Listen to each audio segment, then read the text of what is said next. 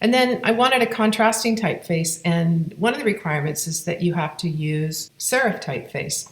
So I played around with a couple of classics, Adobe Garamond, which was okay, and then I remembered Baskerville, and I thought that that was particularly beautiful, and I loved the lowercase w in the italicized style. I really fell in love with that W. Look at this, if I zoom in. And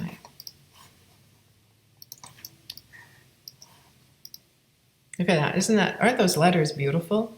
It's just gorgeous. This is a really beautiful letter. And it's unusual because the counter space here is, there is a counter space in the W, and a lot of times that there is no counter space in the W, so that's why it's unusual. And then the I is just delightful. You know, look at how balanced that is.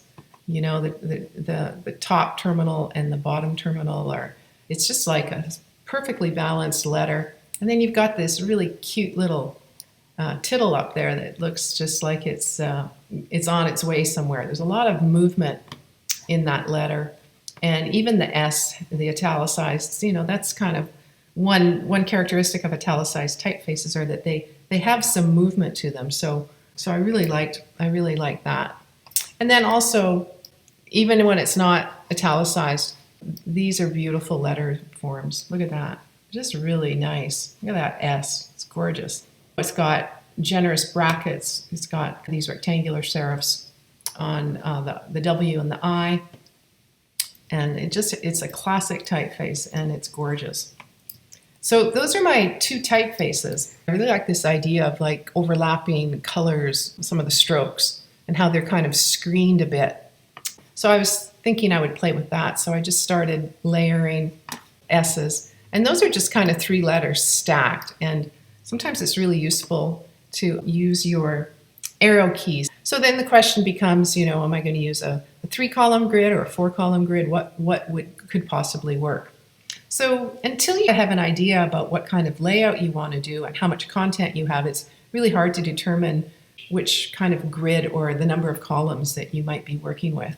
So you can sketch some ideas out in terms of how your 2-column layout could be. That's a great place to start. And usually that lets you get rid of your first worst ideas. And then you might kind of hone in on some other ones. And at that point I thought, yeah, I'm kind of ready to lay a couple of ideas down. And you can do this by hand. I just did it in Illustrator so I could share it with you. And so my first double page kind of looked like this. And it's kind of playing with some diagonal features. And I thought the copy boxes here might be like two-column spreads that I would put on an angle or something. But then I was like, yeah, I didn't really like that too much. So then I tried another one. Keep track of your flow, your workflow, and your kind of creative flow. Because it's important to kind of move through and give yourself time to develop an idea. And if it doesn't quite work, you still might borrow something from it. Keep all those design crumbs and just keep adding to it. And so then my second layout, I kind of wanted to play with the idea of vertical columns of text.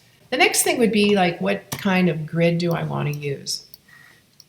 And I'm going to show you how to make these grids in the next video. And they can be very useful. And they're useful not only for this project, but you'll get templates that you can keep so that when you have to do something, you just call up a template and get to work. The thing is, if you want to be creative in your layouts, you need to use a grid, because then it can be kind of different, but it still is very functional and very user-friendly. So that's why we use grids, because it allows us to be creative. My little copy here, and I'm going to just put it on top of my thumbnail there. And would a 3-column layout work good for what I'm doing? Now that I've got a 3-column grid, then I can tighten up my placement of things, and that's why we use a grid. So that might work. How about a 4-column grid? How does that function? And that even functions better. Can you see that? And especially because I'm doing this kind of a centered, balanced alignment, then the 4-column grid seems to suit my layout. So let's take it over to here, put it on that one. The 4-column grid works perfect for my layout. Now, having a 4-column grid doesn't mean I have to force all of my content into this. You can see how it provides an underlying structure for your layout. It should help just facilitate the layout. It doesn't dictate what it is.